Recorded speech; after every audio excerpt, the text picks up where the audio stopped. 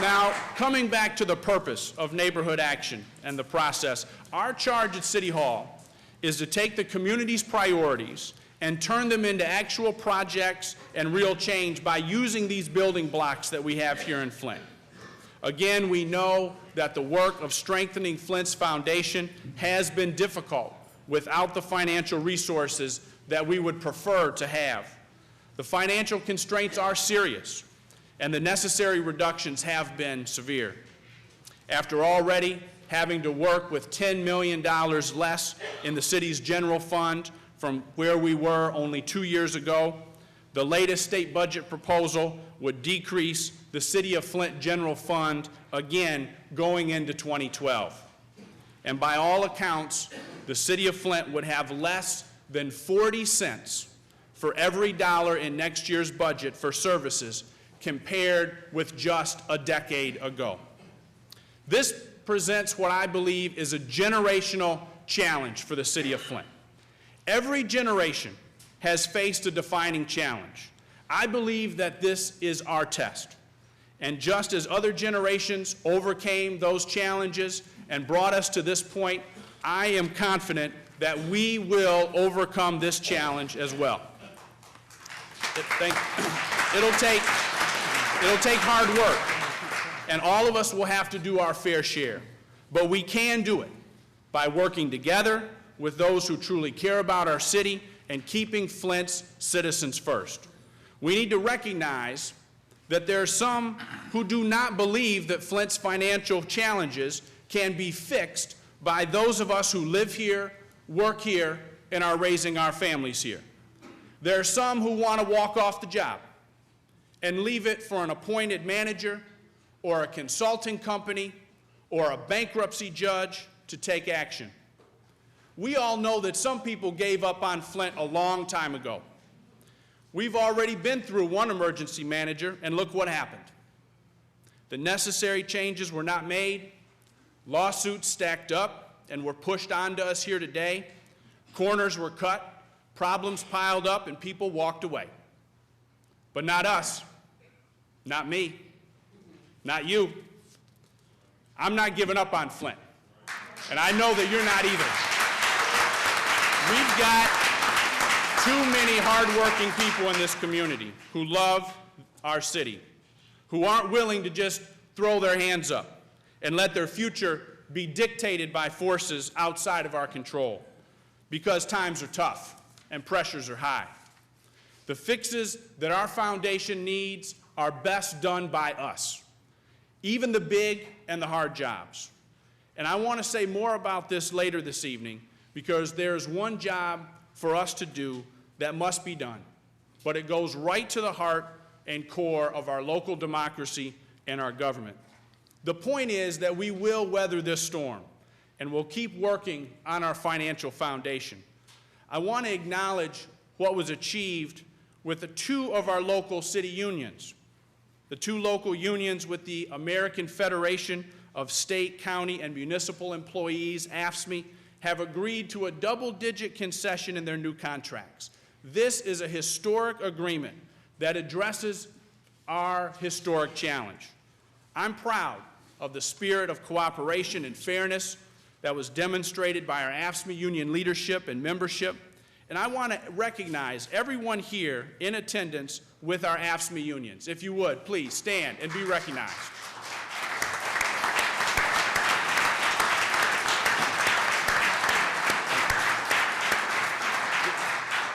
Our AFSCME workers are the workers who provide essential services through our roads, parks, sanitation, water services, grant management, record keeping, and many other jobs. So thank you for being willing to do your fair share. I believe that unions are one of the building blocks for our community. Unions built the American class, and we know they built this city. And today, again, we find ourselves all in this together, the good times and the bad. That's what real solidarity is all about. We all have to do our fair share. So again, I want to thank the hundreds of City of Flint workers who have committed to being part of a strong foundation for our future. Another large building block in our future is basic public safety.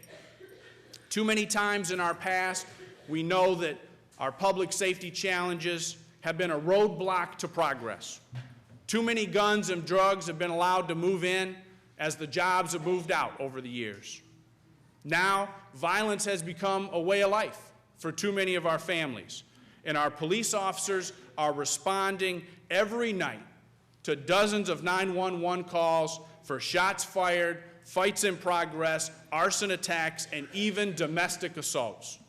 Loiterers, prostitutes, vandals, and thieves have taken over too many of our streets. Today, we do have the largest public safety force that we can afford, and more of those officers are out working in the community instead of being at the station. The hardworking men and women in uniform are doing a very good job under very difficult circumstances. And I want to thank all of you who've taken time to compliment our police officers and our firefighters, because too often they only deal with citizens when there's a problem. But I know that many of you have taken the time to share with our officers your gratitude for their service. They rank among the hardest working public servants anywhere in the state, and they deserve our sincere thanks.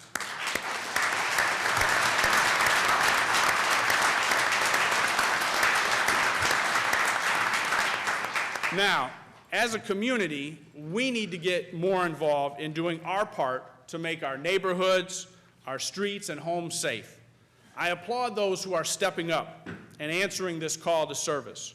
Many citizens have participated in the Blue Badge Volunteer Corps and are building up the police mini stations.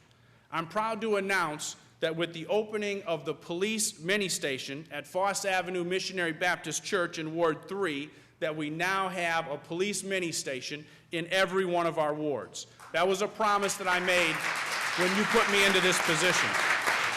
Now, we do need more volunteers at every one of these stations. You know that we can't afford to have an officer sit at each one of those stations. So we need volunteers to come forward, to participate in the trainings, and be a part of the solution to our public safety challenges. We also have other exciting community partnerships in public safety under the leadership of our Chief and Public Safety Director, Alvern Locke. Many leaders and organizations are involved in the implementation of the Ceasefire Flint initiative that will deal with the drug markets that are the cause of so many crimes and so much violence. The Flint area congregations together and the Community Action Group and many others, the concerned pastors, have come forward and have committed to this effort. We're all committed to trying innovative solutions to break this long cycle of violence that has afflicted our community for too long. But all of this community policing, all these community partnerships, they depend on tough enforcement. And I want to applaud the members of the Flint City Council who had the courage to forward a proposal in these difficult economic times to ask voters to increase a millage and operate the city jail. There has to be a consequence for offending our laws. With the city jail open, there will be consequences for those who loiter, steal, prostitute themselves, and fight. Right now, in too many of these cases, these criminals walk away from their arrest with a ticket to appear in court. This is not right. And I urge every Flint voter to vote yes on the jail millage on the May ballot. I think it's fair for all of us to dedicate a few dollars each month to this public safety tool. This will assist all of our